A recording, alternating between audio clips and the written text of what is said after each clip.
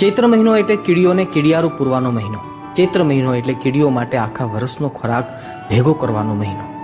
આપણે બીજે કશે ના જઈ શકીએ, પરંતુ આપણી સોસાયટીમાં કે પોળમાં કે ગલીમાં કે વૃક્ષો પાસેની ઓછી માટીમાં કીડિયારું પૂરવાનું પુણ્ય કાર્ય તો કરી જ શકીએ.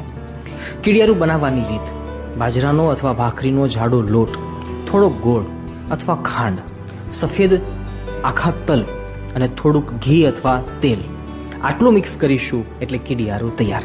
અને જો એ પણ ના કરવું હોય તો મમરાને અને ઘીને અને ખાંડને સાથે મિક્સ કરીએ તો પણ કીડિયારું તૈયાર. જેટલું બની શકે એટલું અને જેટલા દિવસ થઈ શકે એટલું પણ આ પુણ્ય કાર્ય અવશ્ય કરજો. આપણો હિન્દુ સનાતન ધર્મ કોઈને મારીને નહીં, પરંતુ કંઈકને જીવાડીને મહાન બન્યો છે.